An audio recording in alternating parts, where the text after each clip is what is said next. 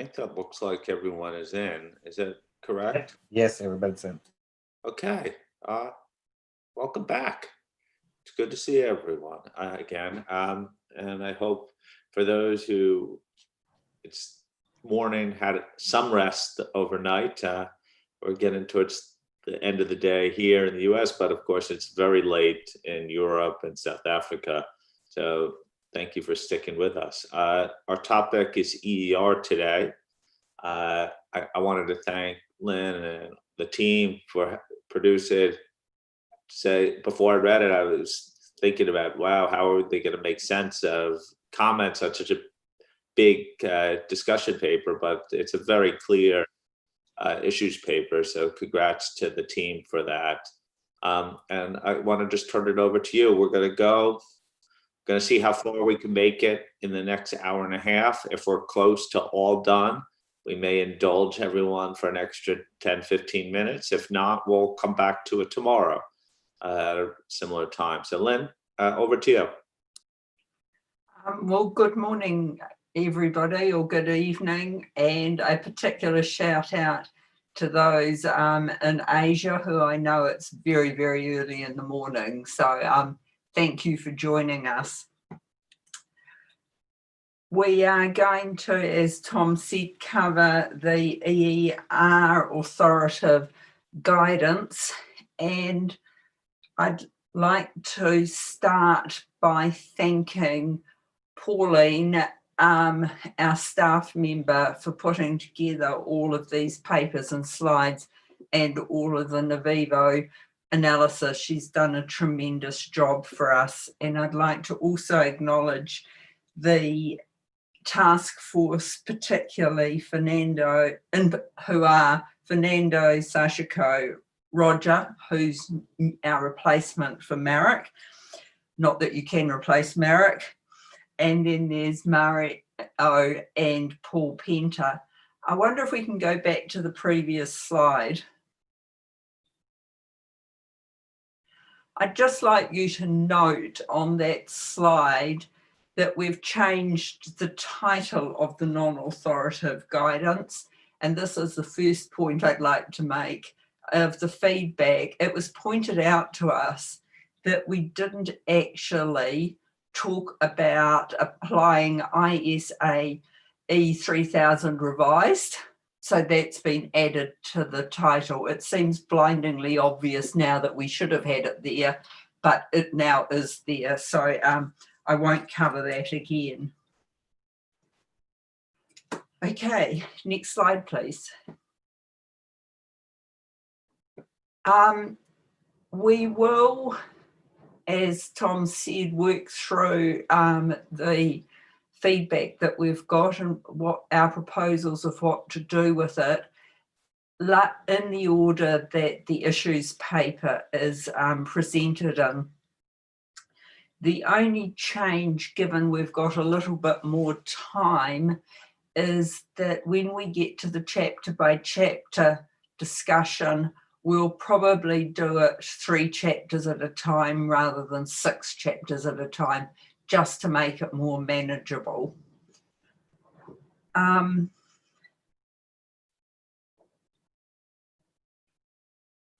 Next slide, please.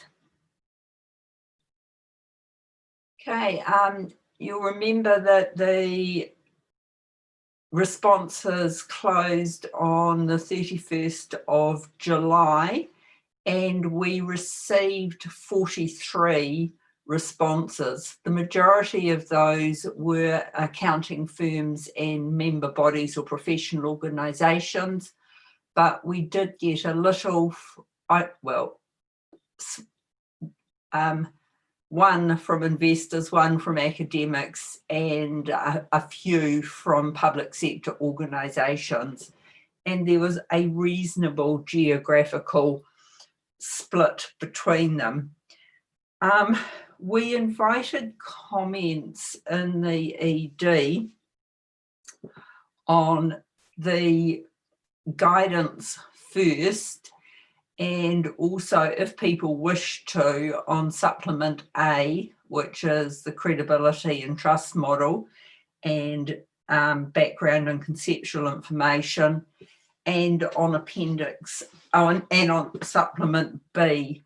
And when we get to them, I'll talk about the responses to them.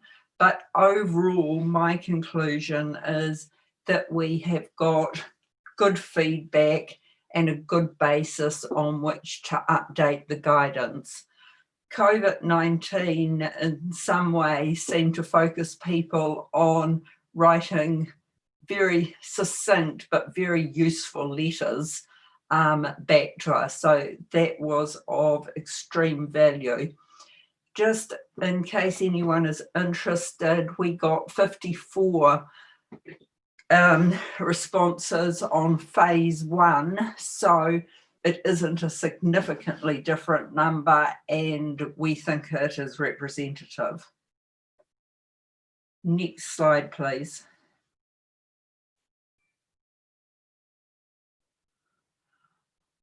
Okay, I always find that these slides get moved over very quickly, but they are actually vitally important because it's where we talk about the overall picture rather than the comments of things people would like changed or don't like.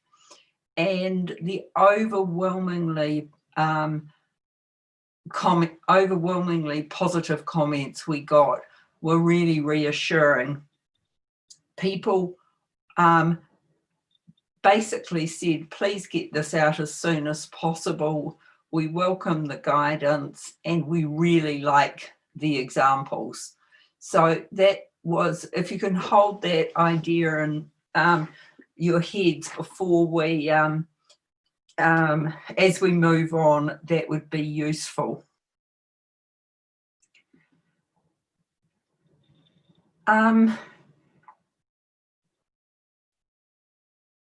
The particular comments that people made were around that they liked, hold on, just let me get back to my slide.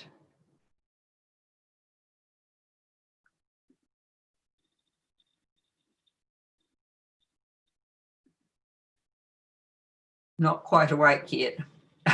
Sorry about that. The last point on the supportive part of that slide talks about, as a quote from one of the reports, it's critically important to the credibility of global reporting standards. And what I have observed since we started this project was people being interested but not enthusiastic about us doing this. I think that's changed significantly. Now there is a great desire for this guidance and more. And just this week we've seen a number of the framework people talk about getting together and setting standards in this area. So there has been a very rapid change in what's happening in the EER space, and subsequently that means we have the same for assurance. And in fact, we've been told that it's going to be likely that this will just get more and more as we have things like COVID-19, social unrest, climate-related threats, etc., and so forth. There was a call that this shouldn't be something that just we do and then in 5 years' time come back and review. There was a strong call to take, and as the frameworks and as this kind of reporting evolves, that we take the same approach and we continue to provide support and new content in this area. It's obviously part of the IAASB strategic plan, and so we have reserved some time for it. Exactly how we do that, I'm not sure at this point in time, but I do want everybody to be aware how strong this theme was coming through the feedback letters. Next slide, please. Okay, the overarching content themes on EER were the first one, and this was pervasive across many of the chapters, is currently most EER engagements are based on limited assurance, and you have written this guidance based on reasonable assurance. What is the difference between the two, and what do we need to do if we do a limited assurance versus a reasonable assurance? The misunderstandings in this area were sometimes quite fundamental, like what is the difference in the capability of the engagement team of the team that we can use to do this type of assurance, and what's the difference in independence, which should both be the same. So another one was we want a lot more about the actual audit procedures and how much we have to do. On the former, I'll get back to that. On the latter, it's outside our terms of reference. Remember, we started with 10 challenges, and talking about the actual audit procedures was not part of those 10 challenges. So we will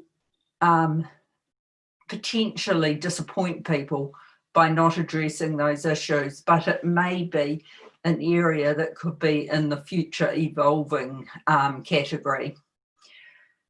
The task force has met since the letters were received and analysed, and our solution to this particular issue is to summarise the differences between the two in an appendix to the guidance.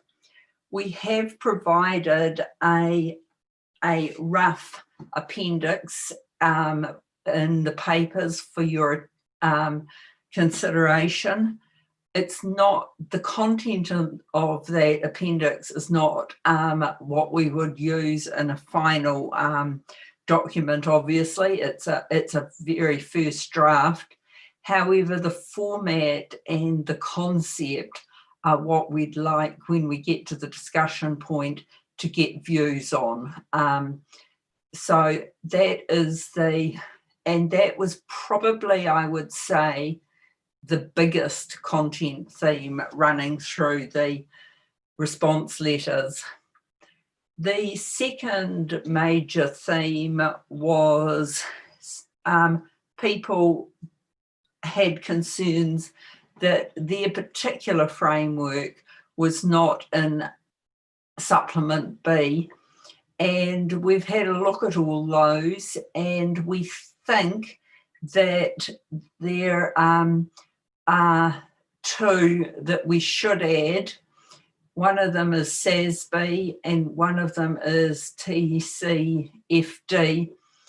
We also will make some changes to the IAR example to add in more on evaluation and qualitative information. So that's how our initial views on what we should do in that area. And that's a nice segue into qualitative information, because there was a concern that too many of our examples and our chapter talked about measurement rather than evaluation. So we are looking to illustrate that in the examples. we also think in the evidence, there was also calls for more practical examples on evidence and evaluating qualitative misstatement, and call to spread qualitative information throughout each chapter. In phase 1, we had done that, and the feedback we got was there isn't enough on qualitative information. We want to be able to deal with it and see it more explicitly. Thus, we moved it into a separate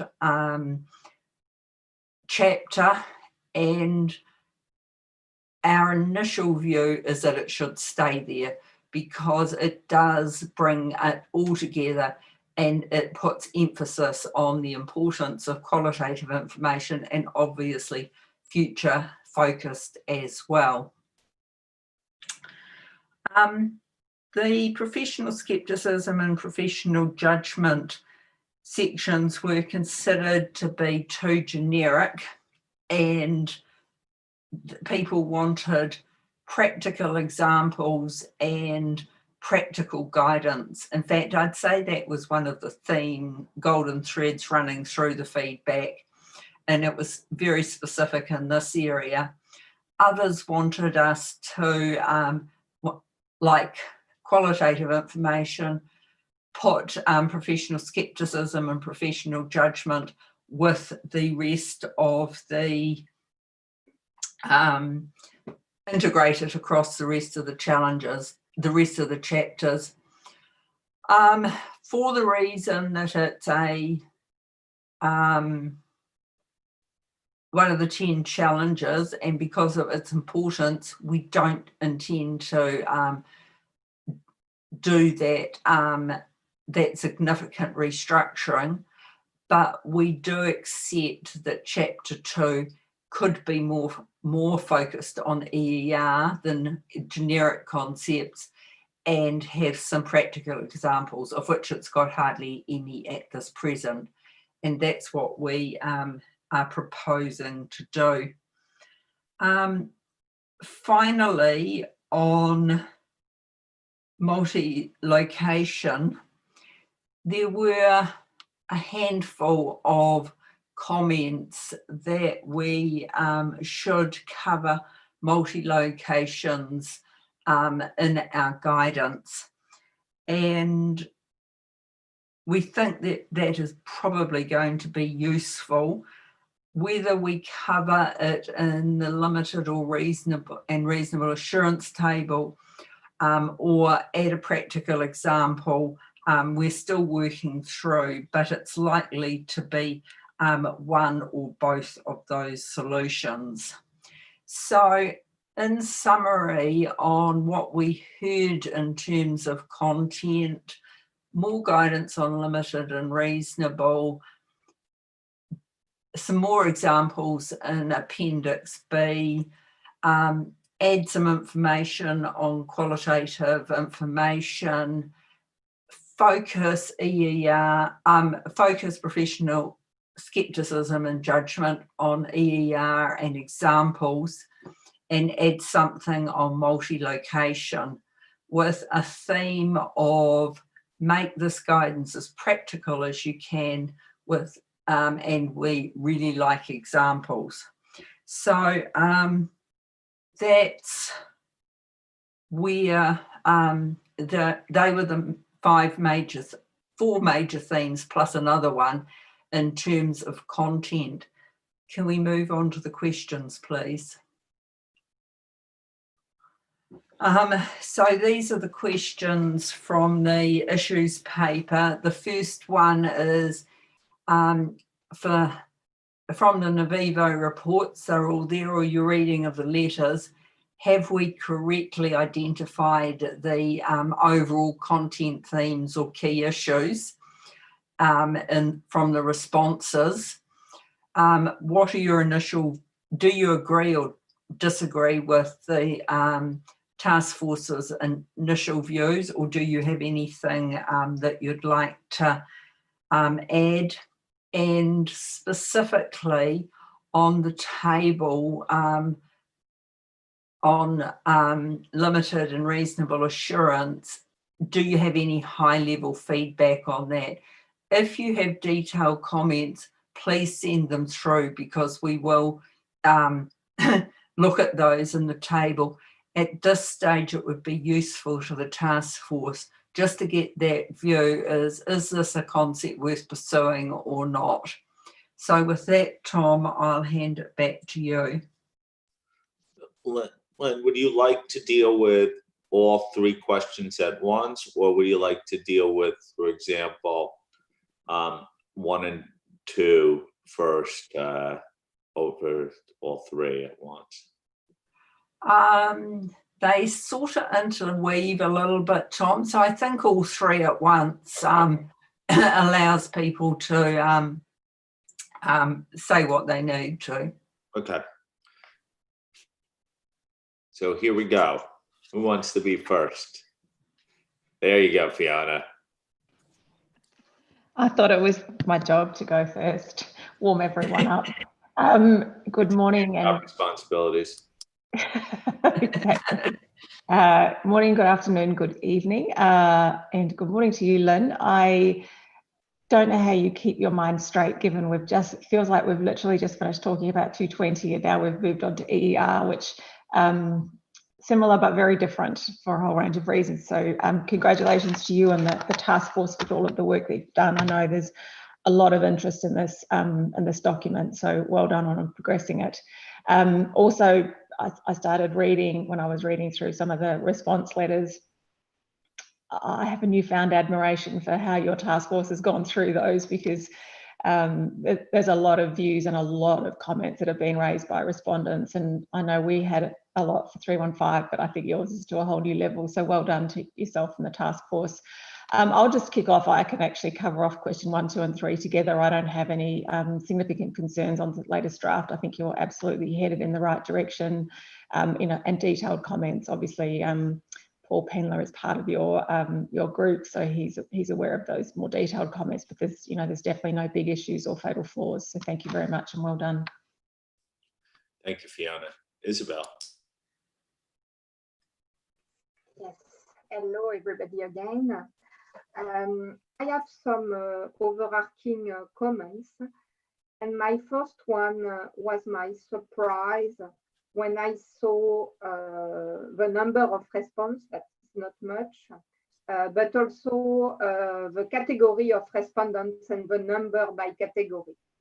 Because we keep on saying to everybody that EER is very important, that it's a matter of interest for investors and as a consequence for regulators.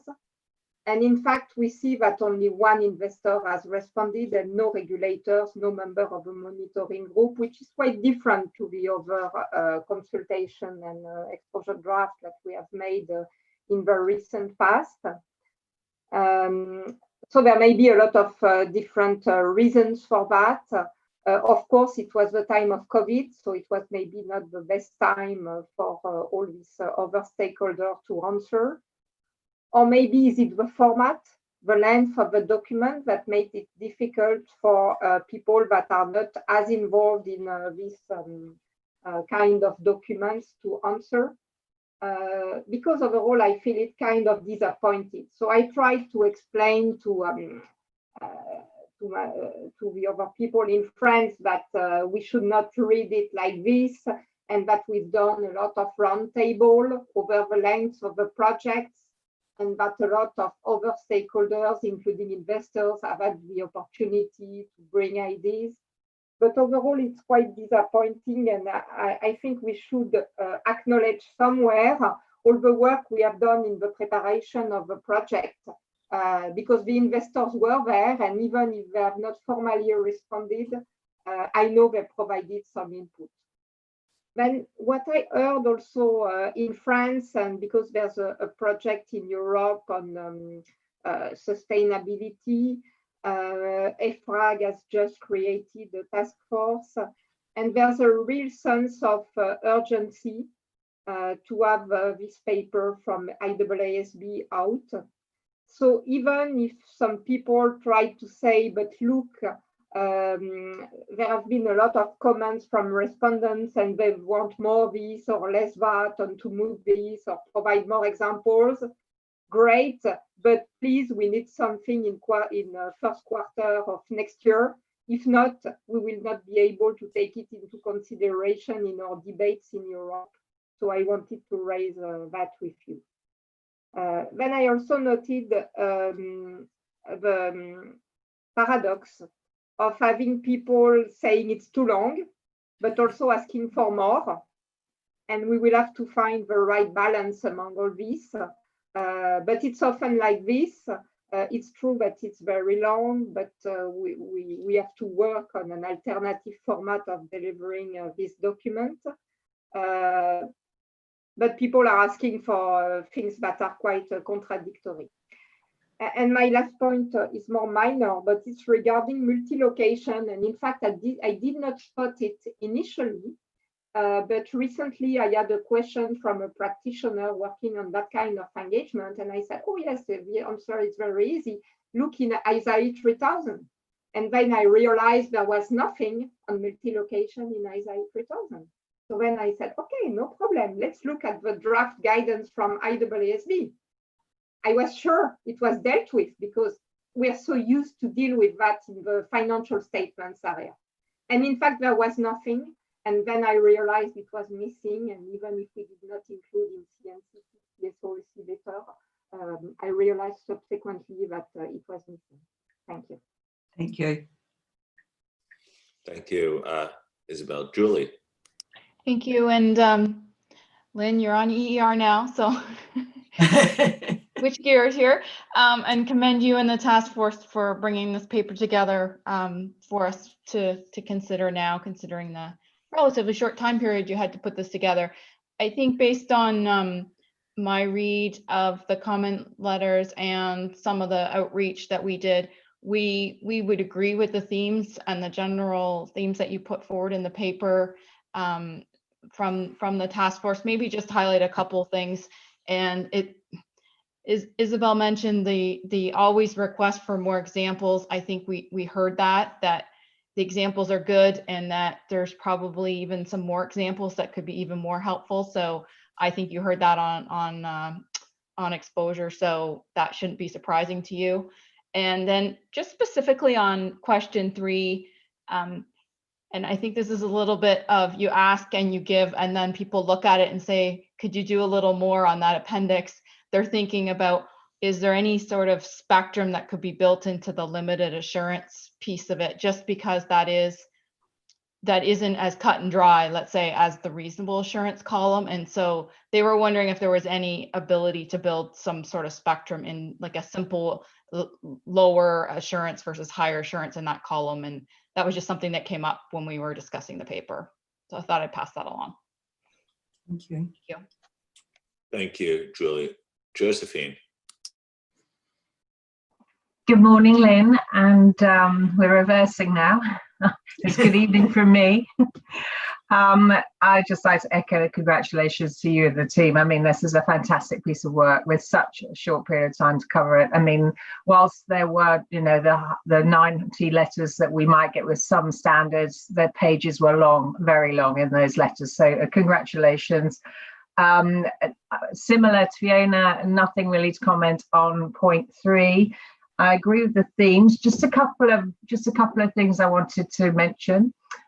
First of all, it's on the stand back. You're silent on the stand back, but just if it helps, I do think it would be helpful to address it.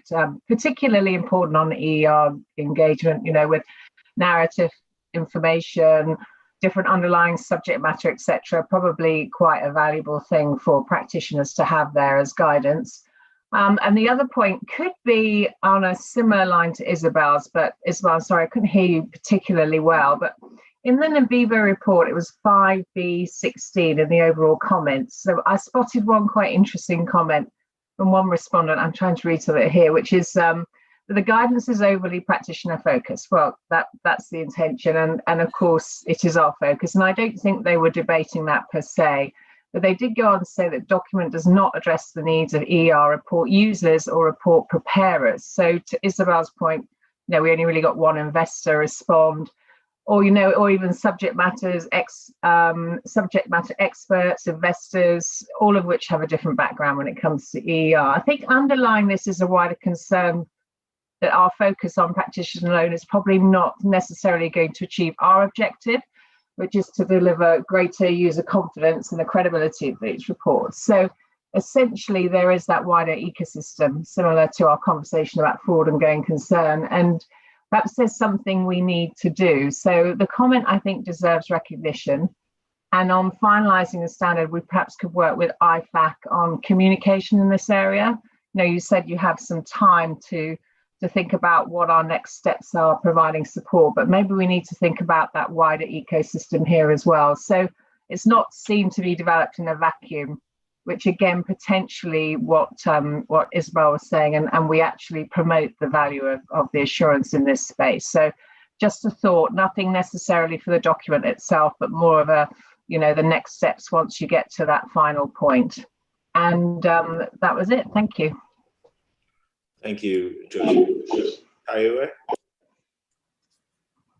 Yeah, good evening, Tom, and all the other board members, and thank you, Lynn, for your work and the work of your team. I have a couple of specific comments to certain paragraphs in section 2. I will start with paragraph 25. In relation to the first bullet of paragraph 25, I would like to note that one of the requirement and guidance in IAASB 3410 might apply. The task force needs, in my view, to be careful because the limited assurance set forth in IAASB 3410 is set at a higher level than could be appropriate to other kinds of information. My next comment is to the second bullet in paragraph 25. I would like to note that providing an example for reasonable assurance is less of an issue. However, because limited assurance can extend from just above clearly inconsequential to just below reasonable assurance, providing only one example of limited assurance would be very misleading.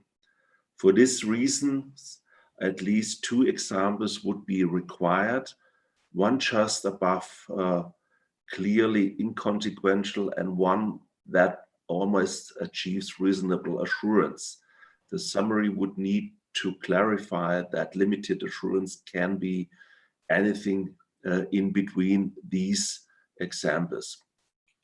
My next comment refers to paragraph 26. I think that given the need to provide at least 2 kinds of examples of limited assurance, one at just above clearly inconsequential and one at just below reasonable assurance, the current initial table of differences needs to be substantially redrafted. My next comment refers to paragraph 31. I agree with replacing theoretical discussion with practical examples.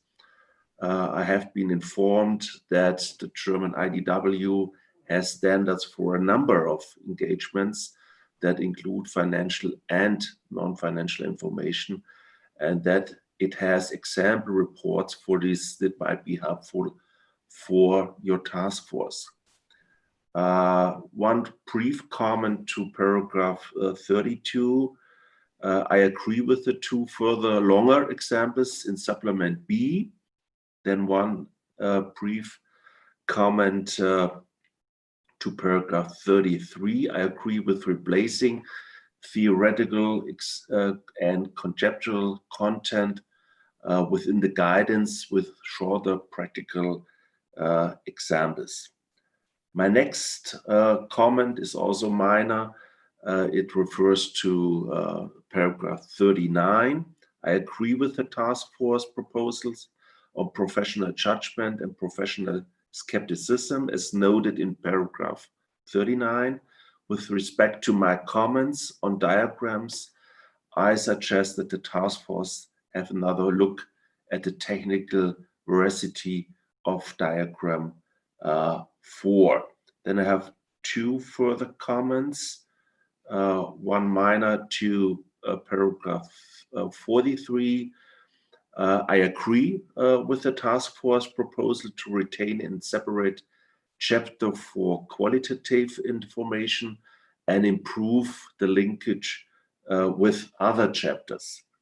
And my last comment refers to paragraph 47 with respect to multi-location engagement as noted in paragraph 47.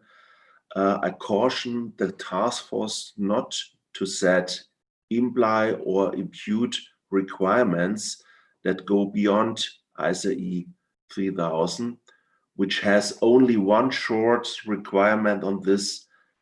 I have informed that this was done purposely because of the difficulty of extending an ISA 600 type model to situation where sustainable reports extend to supply chains outside of corporate groups.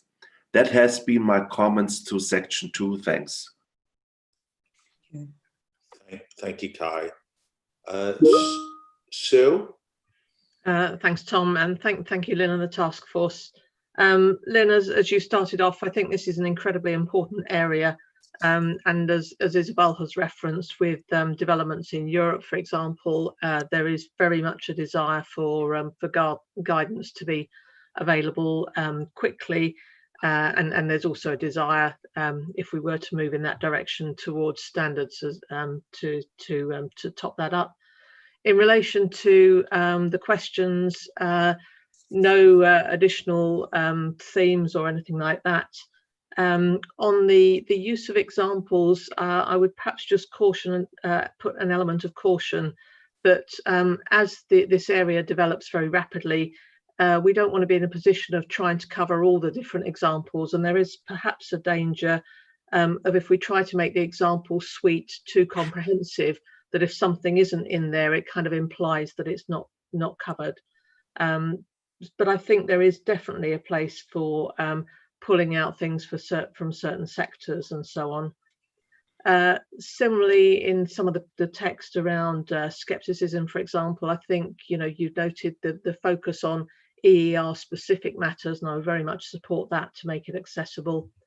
In relation to the question on the limited and reasonable assurance engagement material, I support having that available.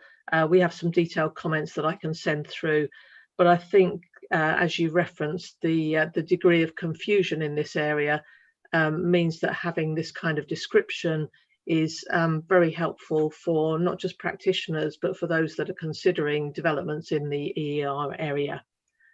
Thanks very much, Tom.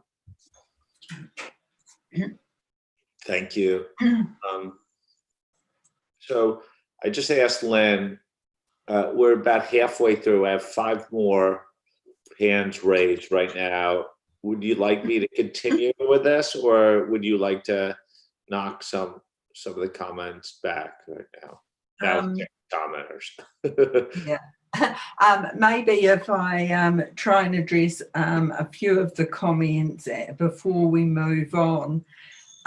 What I'm hearing at this stage, working from the question 3 backwards, is support for the limited reasonable assurance table, but obviously some work to do on it.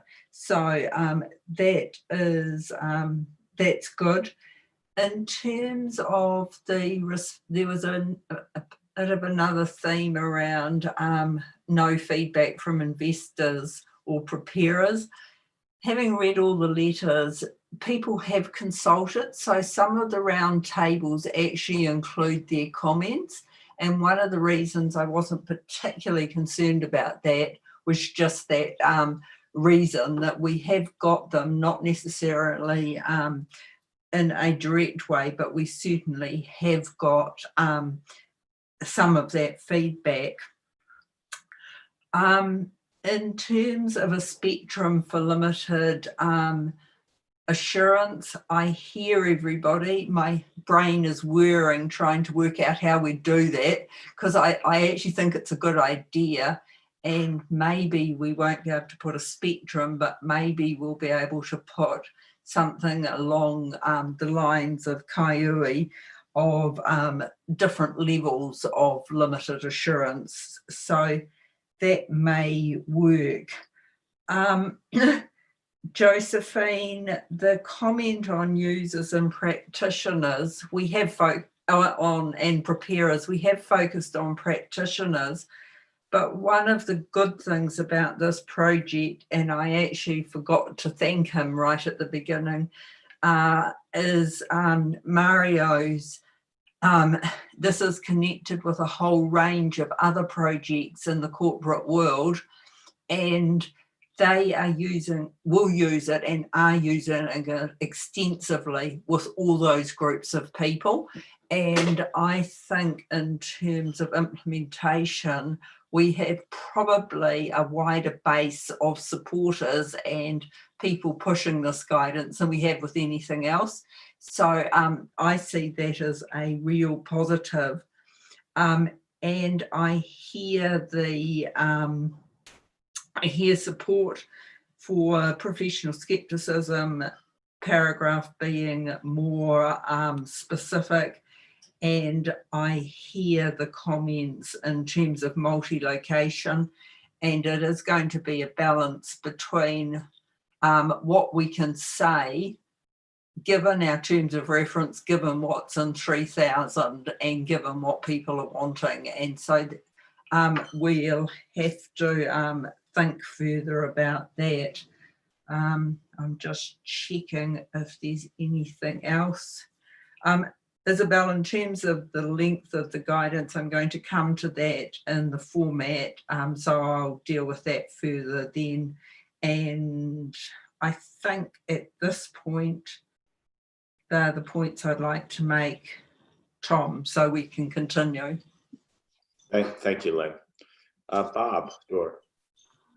Yeah, thanks, Tom, and thanks, Lynn and Pauline and team. Great work here, and overall, agree with the overall themes and things like that. I would like to speak specifically, though, to the proposed appendix with the limited and reasonable assurance. And actually, Lynn, I'm not sure I would go quite as far as saying I object to that appendix at this point, but I've got some very serious concerns with respect to that effort, primarily from the perspective of, I think it very potentially could be a rabbit hole that once we start down could consume a lot of time and energy, and I'm not sure that's beneficial when compared to higher priority objectives related to this project. This issue has been around forever, and simplistically, people look at reasonable assurance as high but not absolute, and limited is something less than reasonable.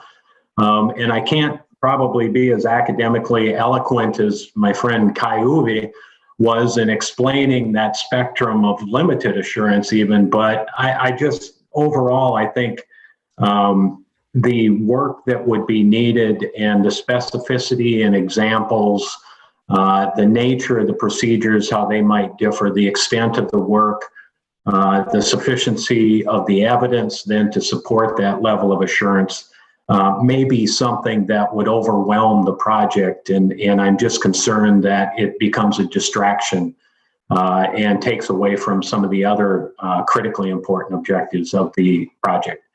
So I just throw that out as kind of cautionary, and otherwise support the project. Great job. Thanks. Just a question to you, though. In principle, it doesn't your concern is about resource and timeliness of us completing this project, and that past experience suggests that it may be difficult to accomplish. It's not an fundamental objection to the effort, though, if that's not the case, is it?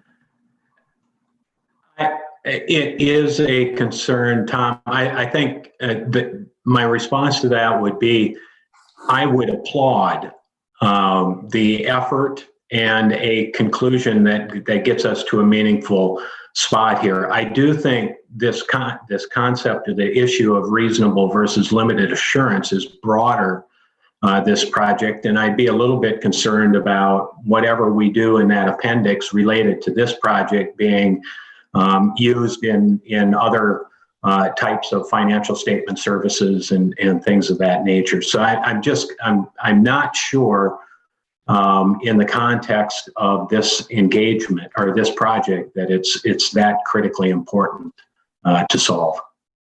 Okay. Eric?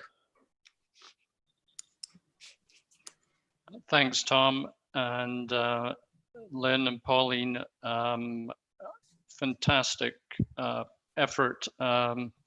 Congratulations. I think, as has been pointed out, I think 43 responses and very long, detailed, thoughtful responses is a major achievement in this area, which to many people might be sort of not their normal knitting. So I think that's very pleased and impressed with how you've been able to address in a short time frame the comments, and particularly how responsive you've been to the comments that you've heard. So in terms of questions 1 and 2, I would say we agree that you've addressed the overall content themes and broadly supportive of the initial views, although obviously when we get into the details, we'll have more to say. I think if there was anything I would like to, I know you've recognized that there were comments received about evolving the guidance and, calls for that. And I noticed in the paper that it doesn't really tell us what you think you're going to do with that later, but I really think that this guidance is not the end. I think this is more like the beginning. And the question is, we need to think through what is next, because as people are saying, this is changing quickly, and this one piece of guidance is not the end of it as far as I can see. So I just remind you of hopefully being able to touch on that. I think with respect to the appendix on limited and reasonable, I know you were trying to address the fact that in many of the chapters, people had raised this question. And I think that if we don't address it, somehow it's going to make the guidance difficult for people to apply in practice. We were generally supportive of having some comparison between the limited and reasonable assurance procedures. I recognize there's challenges because limited assurance can go across a broad spectrum. But if there is some way of addressing that point that was raised, I support that. In terms of the specific draft, I think there are opportunities to simplify some of the text in there, and maybe you might be able to build new text that sort of deals with some of the spectrum issues. But just in closing, I think we're really going in the right direction, and thank you for all those efforts. Thank you, Eric. Chun-Li? Thank you, Tom, and good morning to all from Singapore. Good morning, Lynn. First of all, echo the congratulations from everyone to you for your leadership, and well done to the task force, and of course to Pauline I think this is a great job. The issue paper, while not the shortest, has been a pleasure to go through. Very well structured and very succinct language. Thank you so much for that. To your three questions, it's easy for me to just agree with everything. I think we are absolutely in the right direction based on what I've not read all the response letter, but those that I've seen, I think you have captured the theme accurately. And having gone through the paper, I think the way forward that you have laid down, I would agree with most of them. So I want to just support those three questions. Some broader points that I want to raise. First of all, I would say that in the past couple of years, if I would identify the one topic that the most diverse group of our stakeholders are particularly keen to talk about, or the one topic that I found the most useful to refer to in conversation with the broadest range of stakeholders, it would be EER will be one of them. And the first point I want to make is, I guess in response to what Isabel had said about, the lack of response from investors. I agree with your observation. I've seen some of the response letter where roundtables were held and investors were invited. But more broadly, I think it's just challenging to get investors to respond to this kind of detailed, long consultation. They see it as very technical. I think from what I've heard, their attitude has always been, it's great that you guys are doing this. I support this. And I wait to see what come out of it. I'll leave it to the practitioners to just conduct the audit. And I think this is going to, and I have the demand and I'm waiting for that demand to be met. So I think that is quite a very consistent theme that I've heard from that group. The next point to that is, and I'm glad Josephine came out before me and shared her views. I agree with that. I think this is a topic that a wide corporate reporting ecosystem are keen to see, and a lot of the content are relevant to them. So I understand you mentioned WBCSD and through Mary. I think that's fantastic. I think there's opportunity for us to work with IFAC, etc., to package some of these content for those audience as well. When I get involved in integrated reporting, advocacy, etc. And when I talk to preparers, I always refer them to this EER. I said, it's an IAASB project, but a lot of content will be very relevant and helpful to you. So I think if there's some way we can bring this to them and to the investors, that would be fantastic. So that's the first point. Two more quick points. I think you mentioned the way forward very briefly. And I think consistent with what Eric and Sue and some others have said, I think this is not the end. And I see that you are proposing two further longer examples in relation to TCFD and SASB. I would support that. I guess question is in terms of the timing. We have also heard that people want this out soon. So I don't know how development of those examples are going to affect the planned timing. Any possibility that we can consider in terms of releasing materials in phases. And this is an evolving environment. And we know that new things are going to come up, etc. And from some of the letters, for example, from IIRC, you see that they like the examples that we have in supplement B, but they want it enhanced and expanded. And I think there's opportunity for us to work with some of them as well to enhance those and to release them in phases after the first release, if I may. So I think and to I guess Bob's point on the limited versus the assurance bit, if this is going to affect the timing, reasonable assurance versus limited, maybe this can come in a little bit later, because I would agree with some of the other colleagues. This comes through quite clearly in our response. If we don't address it, we won't be helping them implement it. So this is seen as a key area. So maybe in terms of timing, it won't be together with the guidance, but maybe later on. Last point that I want to just raise quickly. I also see that we're looking to developing more example on the professional skepticism and professional judgment. So I'm a big fan of illustrations and diagrams, etc. So first instinct is to say, yes, I support this idea. But as I consider further what kind of illustration would be most helpful, I'm quite convinced that, highlighting the possible challenges that might exist at different stages of the engagement life cycle and how the exercise of, professional judgment and skepticism is critical to overcoming them will really bring this to life. And then I realized that, a lot of these are already in Supplement B. So I think in Supplement B, we have a lot of very good examples there already. And I do see, the way to expand on this is to add more examples in that vein.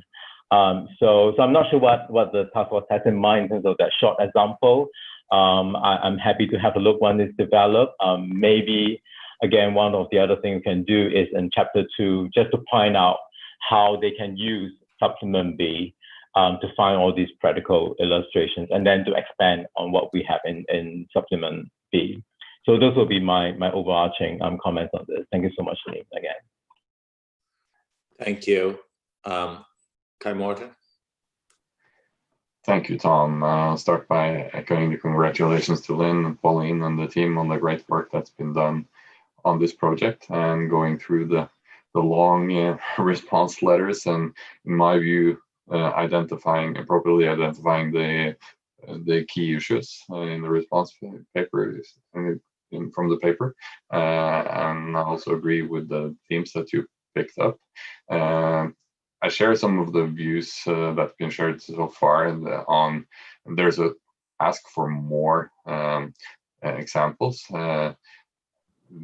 The feedback that I'm getting is that there is a huge interest in this guidance, and I think that the time is of essence, so that we need to caution putting too much in there, also considering that it's a rapid evolving area, so things where we might develop examples may come out of date relatively soon.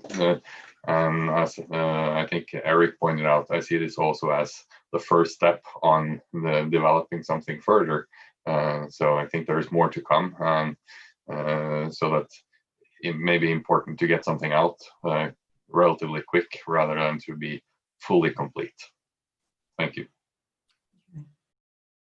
Thank you, Kai. Imran?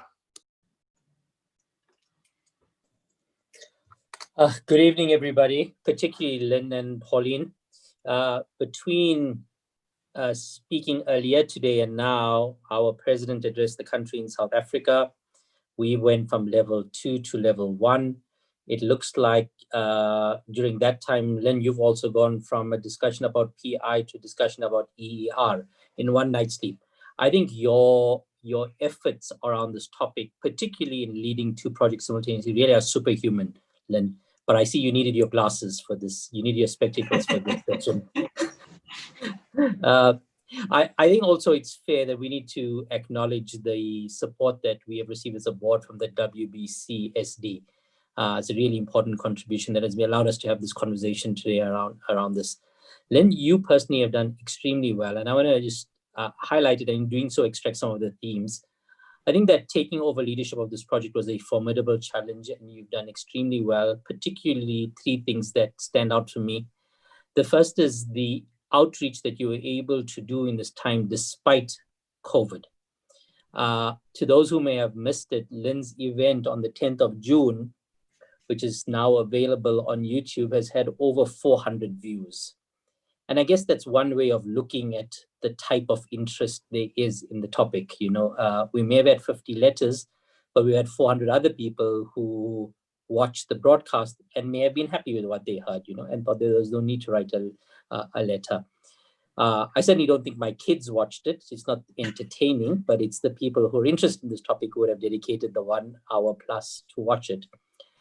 I think the second thing is that for somebody who's been reading these analysis documents for the 5 years I've been on the board, I don't recall a time when we have had a paper that is generally so well received. There's just so much of in it that you acknowledge that people think is good, and so little in the area of criticism. And I think that perhaps what we've heard is give us more, not don't do this. And I think that's another credit to the piece of work that's here, which suggests to us that we are on the right line. And I think that talks directly to the theme that your group has identified, in that people are supportive. That's the first theme, and there's a lot of evidence of that. I must admit, like one or two others who've confessed, it's only been possible for me to read a few letters, but I'm amazed at the speed of the analysis, that with a closing date of July, we're able to have a conversation at this level of detail today. So really just fantastic on that. With that said, I think that there are two themes that need a little bit more digging. The first is this theme that you put your finger on, Len, when you said the need for guidance to evolve. I don't know, though, whether at the time of writing, we knew quite how much it has to continue to evolve. I think that the standard setting goal in this subject is changing far quicker than we expected. And it underlines, of course, the relevance of this project, despite, of course, the fewer responses. And for my part, I know my own organization didn't respond. And, we would put this down to the COVID attention was elsewhere at the time, given more time, we would certainly written a letter, but we didn't do so.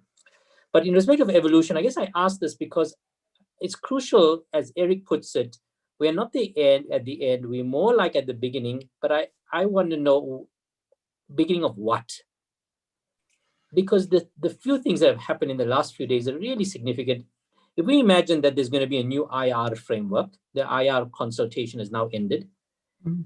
The IR framework already does something in respect of assurance, in respect of who signs off on it, and how's that going to evolve in the new version. The joint statement from the 5 organizations about comprehensive corporate reporting, I think that's something we're going to have to acknowledge as we strategize what we do with this in December. IFAC's call last week around the new standard setting board for sustainability matters is something that has to have a direct bearing on what we're doing. Plus, of course, what Tom has brought to us in the last quarter is the growing interest in climate change topics. And I think that as much as we're thinking about how we land this in time for December, what I would look forward to learning from you and the experts who are thinking about this is what we do after that. Because we're not going to turn 10 into 20, and we're going to add an example here and delete an example there. But crucially for us is the challenge around how this evolves. What are we going to do? What are we going to do beyond this?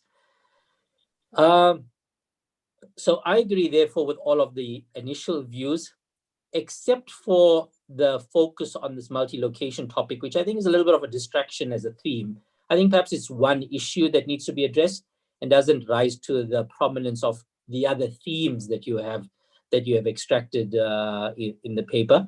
But I leave you with that thought. Lastly, in respect of these questions, and my notes are not quite aligned with how you've set out the questions here, is this question about the new table. Lynn, when my team saw this suggestion, they said, oh, finally, we don't have to do it as a standard setting body.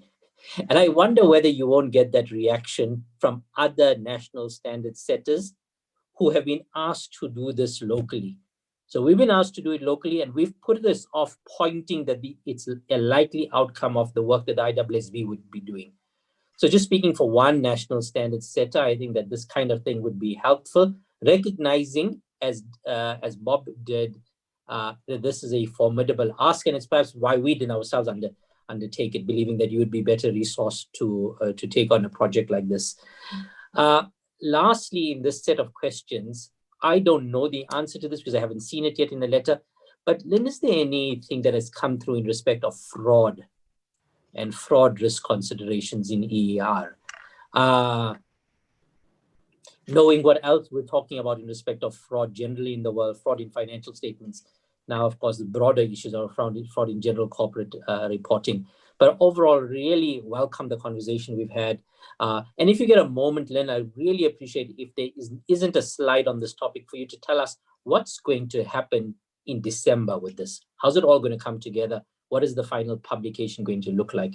I apologize if I've jumped ahead by asking that question, but it's really something I need to know to be able to understand to what extent I offer comments on the remaining 10 chapters or 12 chapters. Thank you. Thank you, Imran. And all good points that people are making about the future, both in terms of the outcome of where this finishes and where we go as a board. I think we'll have to just note that this is a topic that is not going to go away, and our thought process should not be limited to EER. I just don't want to make this necessarily the venue for that conversation as well, other than maybe this is clearly an issue we flagged as part of our strategy discussions and need to continue to evolve our thinking in that space. And I'm Lynn. Can I just comment on that? The reason the task force hasn't made any particular comments on it, except at a very high level, is we see it's something that the whole IAASB need to look at.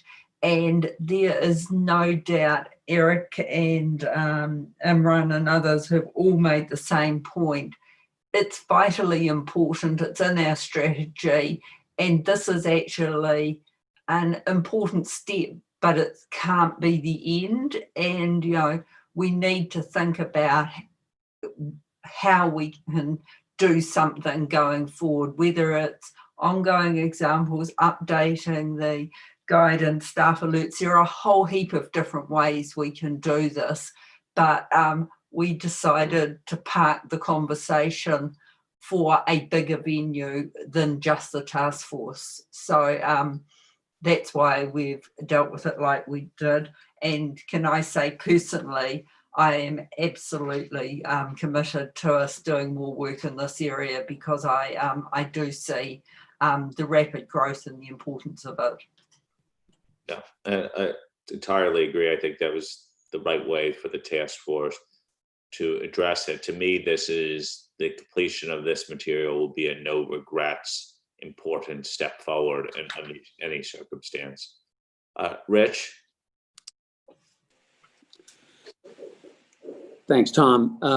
So just a few comments. First and foremost, I'm really glad that not only did we find someone to take this on from Merrick, who was obviously very passionate about this, but that, Lynn, you've taken it on and run with it.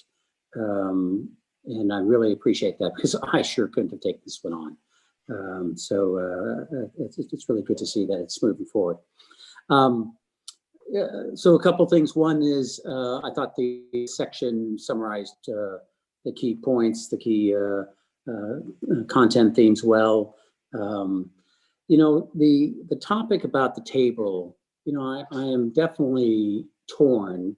Sort of personally, I think it's a question I've heard in the past, not just on this topic, but on 3000 as a whole. And, I could see, just like Imran said, I can see the comment that, people around the world would think this would be a very helpful thing to do. But I say I share Bob's concerns, and probably in the same place. He didn't say it's categorically don't do this, but I would caution the board on taking this on as part of this project. I could see it taking quite some time to do it well, and I'm concerned that if we don't do it well, it's going to have an impact on not just this standard, but our other standards, because it does have follow-on and linked connections to the other standards, the full, reasonable assurance, and as well as the limited assurance work that standards we have. So I'm really concerned about that. Again, I think it's a good topic. I think it could be very helpful, but I could see how this would snowball, and I don't think it'd just be very easy that people would just go, yes, that's the right answer, no question, and we solve it that quickly. I think there'll be debates, or there should be debates, because I think it is a tough one. Having said that, looking at what you put together, and again, it is an example. It's not your final document or anything. So, but I would I forget who mentioned this, but I would try to focus on things that are similar. So if it's limited and reasonable, and it's the same type of procedure you would do, then I would probably just say it's similar and not try to show different ones for different, for the two different types, or just the language from the standard. So, you know, that would help make it smaller and easier to understand, and really the differential coming out easier. But again, like Kaiua, like many of the others, the spectrum is the biggest issue. If we do go forward with this, how do you bring out the spectrum of limited assurance? You know, I think it's probably, I wasn't here. I'm sure one of the Wolf or one of the others could tell you why we didn't do this originally in ISA 3000. But, you know, if it was not done then, there's probably a good reason. So anyway, I like where we're going. I just have some caution about this. Thanks, Tom. Thanks, Lynn. Okay, Jim Galkin. Thanks, Tom, and thanks, Lynn, for all your work. It's quite a lot of volume in there. And just two points I want to reflect from feedback on the CAG that I think are still relevant here. And one is there, understanding that this is guidance versus a new standard. There was some pushback on volume, on size of the guidance. And I think you're going to find if you try to add additional examples, it takes very long because examples have a lot of tentacles, and it's very easy to do something wrong in an example or something that can cause a problem. But it also affects the volume. So that's the tie into the CAG there. And then the other is I would be very cautious on the area of defining the limited assurance or attempting to do that within this particular guidance. From a public sector perspective, we tried to do that on something similar, and it's not. I think that would be should be a separate undertaking. Thanks. Okay, that's, believe it or not, the end of this sort of second round topics.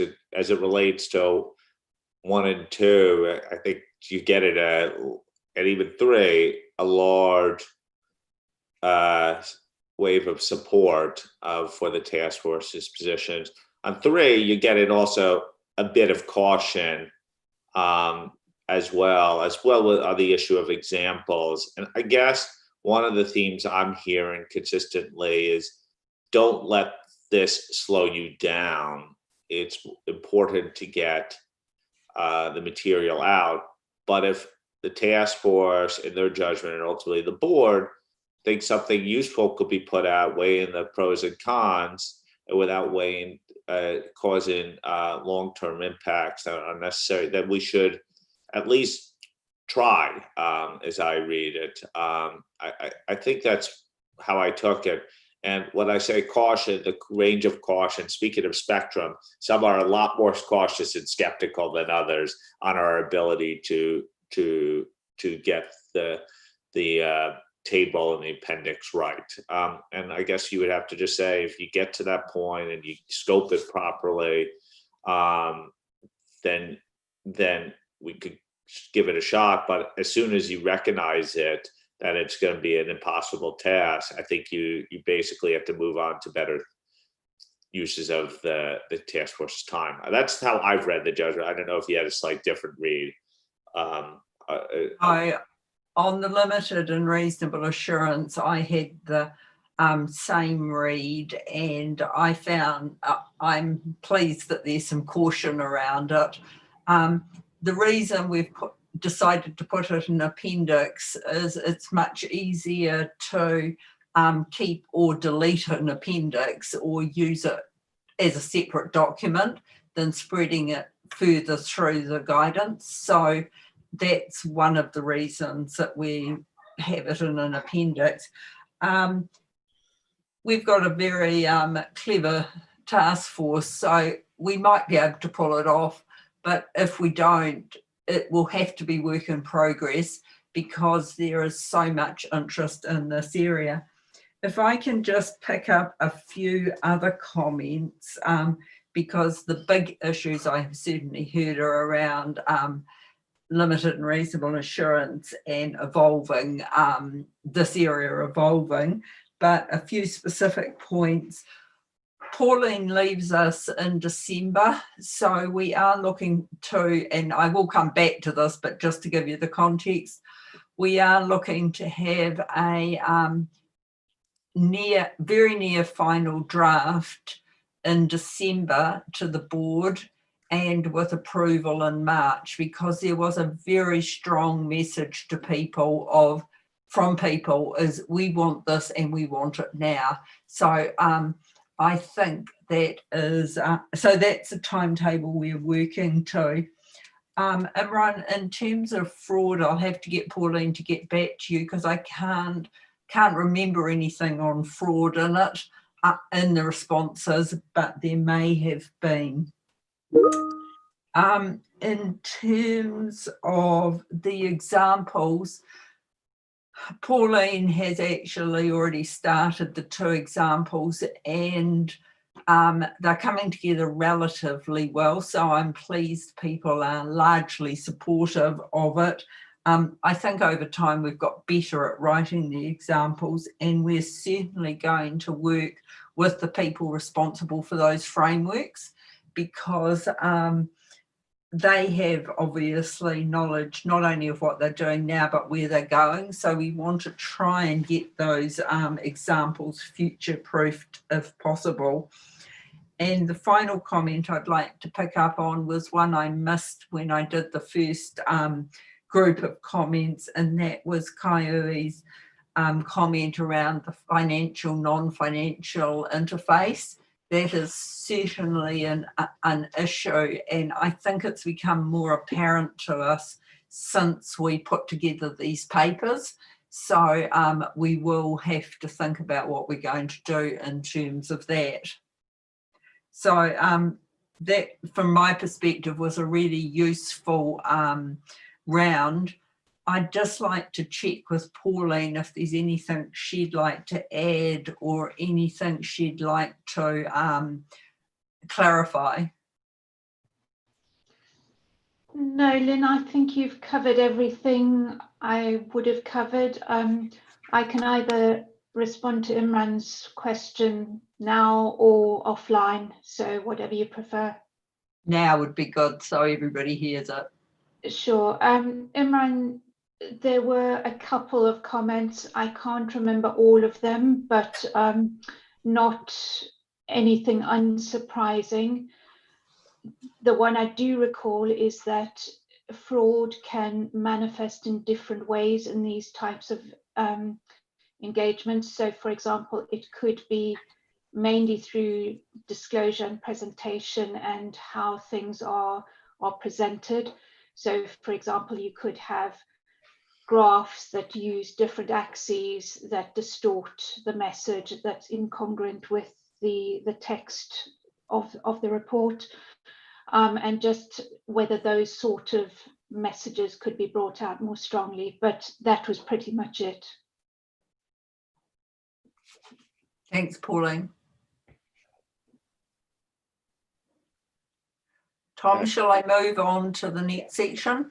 I'm just conscious too, Len, and we have 10 minutes left of the already scheduled time. Maybe we have time to deal with one more question, and if people are amenable to it, stay. If it goes 5 to 10 minutes more, do you think is that about what the right amount of time for the next question? I suspect, Tom, we might be able to get through on format the first 4 dot points, but I suspect we should leave diagram 5 till tomorrow. The famous diagram 5.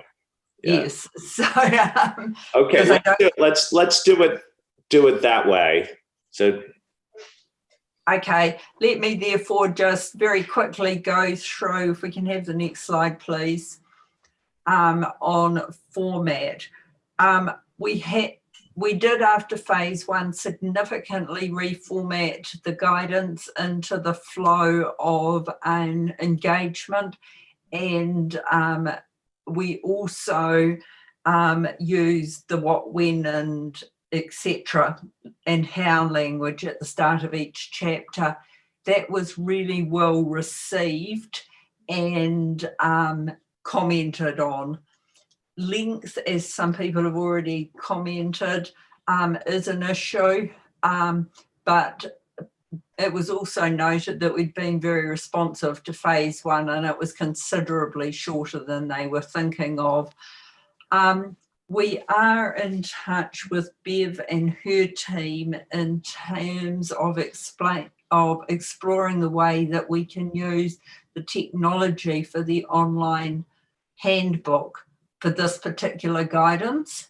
And currently we're developing it on the basis of the fact of people having search access and being able to dip in and out, which does require us to do a few changes so that we're not relying on people reading sequentially from the beginning to the end, because we don't actually think that is how people use guidance any longer.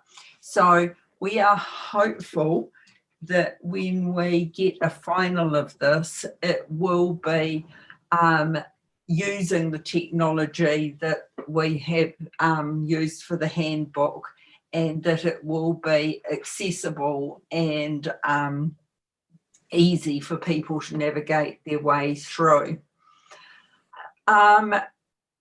We heard the need for simpler language and to use little examples in the text, and also to avoid duplication, and it's been helpful where people have pointed that out.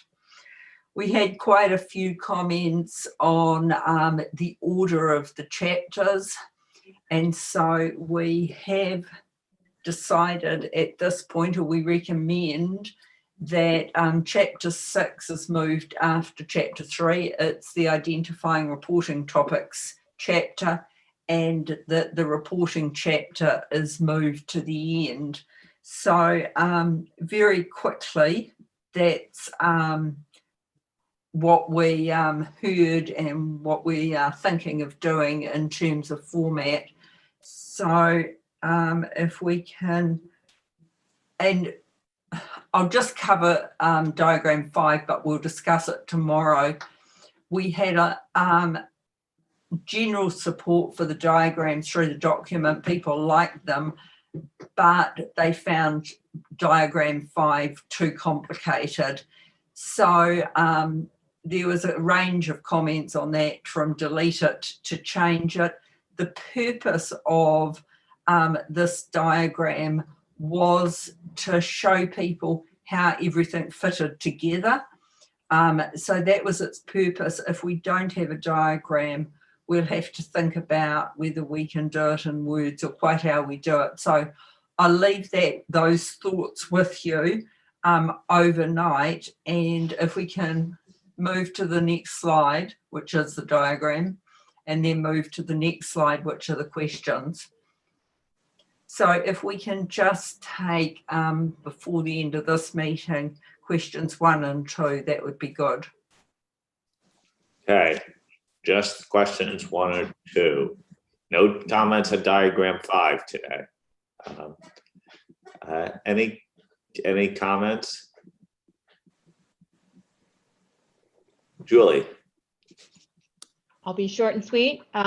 Lynn, we agree with the task force views on this. I think anything you can do from a digital format would be really helpful, so that people can, access the relevant piece of information they need, as opposed to reading it cover to cover. So I think that's a great idea if we can do anything in that regard.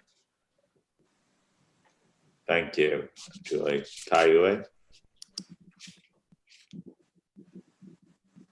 Thanks, Tom. Very briefly, 2 comments. The first is referring to paragraph 54. There I agree with the task force proposals on length and format. of the guidance and the use of language in this paragraph. However, in seeking to simplify the guidance, the task force needs to be careful not to use language or variants with then that in ISAE 3000 or language that implies or imputes requirements beyond ISAE 3000. My second comment refers to paragraph 59. Here I do not agree with the task force proposal on order of the chapters in its entirety as noted in this paragraph. In my view, the correct order ought to be after chapter 3, chapters 4, 6, 7, and 5. Placing chapter 6 before chapter 4 does not make logical sense from my point of view, because one needs to determine the suitability and availability of the criteria prior to considering the entities process to identify reporting topics, since identifying reporting topics can involve extending the criteria beyond those that represent established criteria. Furthermore, chapter 7 on assertions need to be placed prior to chapter 5 on internal control, because the requirements in ISAE 3000 on internal control would need to be applied at a certain level if assertions were to be used. I agree with moving chapter 11 and 12 prior to the chapter on reporting. That is the chapter 10. Thanks. Thank you, Kai. Shu? Thanks. I support the use of digitalization as much as possible, but just note the impact that might have on timelines. If we're going to get the best out of digitalization, then there are skills around structuring and things to make sure that that the appropriate benefits are achieved. And I support the move of the repositioning of chapter 6. Thanks. Thank you, Chun-Li. Thank you. Just to come in very quickly to support what the task force has proposed, including digitalization, but with the same caution that Sue had about the timeline. I know no strong views about the geography of the chapters. I think what is proposed makes sense. I do remember we had a conversation around that before the exposure draft were out. And it seems like that there were some who were suggesting the shift, but there were others who were happy with where they are, just to make sure that, you know, if we shift it, we are not doing something that's offensive to those who are supporting it. But I'm personally happy with the proposed shift. Thanks.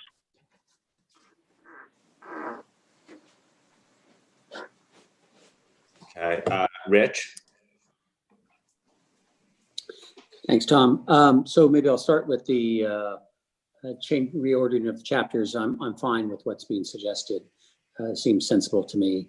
I'm also fine with the comments that the task force had on how to maybe try to deal with the structure and size, and digitalization makes a lot of sense. The same concerns that Sue had about how does that affect overall timing. The only thing I would put out there is that I think digitalization, it's late at night, is a great idea, but it does not get rid of the need to reduce the size of this document. As there were comments received, we clearly have to reduce areas, the education material, simplifying the language, and not to mention, because we're going to add stuff for examples and stuff. But so I just don't think, I don't want it to be seen that the digitalization gets rid of the issues that were raised in the comments. That their size is still an issue. Thanks. Thank you, Rich. Isabel? Yes, I'm very much in favor of digitalization, as you know, for the whole IAASB handbook and more specifically for this document. I believe that the order of chapter is less an issue if the document is digitalized, because anyone will be able to find the information they're looking for. I believe the chart, if we maintain a chart, this chart should be the entrance gate of the digitalized document. So it should not be something somewhere in a chapter or as an appendix.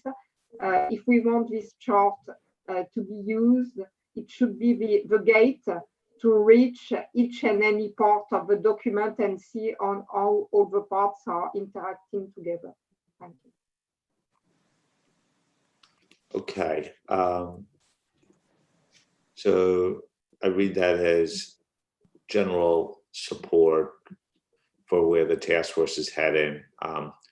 You know, the digitization effort is partly dependent upon other what we're doing internally for our handbook and what that will allow. Obviously, we'll use the platform that we create, but try to maximize it. Ultimately, it still requires the appropriate content to go in it in any form, and that should work independently. Obviously, having digital formats will help improve the experience, the ability to navigate some of it. So we need to get the content right regardless. Lynn, I turn it back to you. I don't see any other hands raised. Thank you, Tom, and thank you all very much for that. We accept for digitalisation we'll need some skills, and we are very clear that we need to get this out. So we'll have to balance digitisation against timeliness, and we may have to buy in some skill to help us get this right, or use effect skills. Generally, I heard support for the chapter structure with one disagreement, and I also noted Kaiui's caution that we use 3,000 words and don't set up any new requirements, which are certainly two principles we're trying to work by. So I have no doubt people will pick us up if we miss one of those. So Tom, I think this is an appropriate place to break. Tomorrow or at the next session, we can therefore start on firstly diagram 5, then we'll move through to the supplements A and B, and then look chapter by chapter. So I'm comfortable with where we're at, but we do still have quite a lot to go through. So I appreciate people's input to date and look forward to that this productive discussion continuing tomorrow. Thank you all very much. Yes, thank you, Lynn, and thank you, everyone. I'm glad that we were able to allocate the additional time today. So I think we're in good shape to finish on time tomorrow, but we will certainly plan on spending most of the time on the rest of the EER topic. So with that, I want to wrap it up, respectful of your time. Thank you for 2 productive sessions today. For those who are ready to go to sleep, sleep well, be well rested for tomorrow's session. For those who are just starting Thursday, thank you for joining us so early. Get a cup of coffee now, or tea, whatever you'd like, and have a good day. And I wish everyone else a good evening.